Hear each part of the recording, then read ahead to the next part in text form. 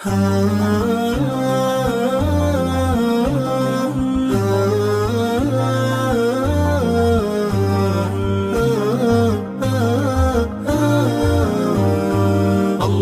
قد أعطى فيضا من النعم، فالشكر للمولى ذي الجود والكرم. أخلص لطاعته يكتب لك الرضوان، واسأله مغفرة ينجيك من خسران. أد الفروض ولا تهجر سنة القرآن، واذكره في سعة يذكرك في أحزان، واذكره في سعة يذكرك في أحزان.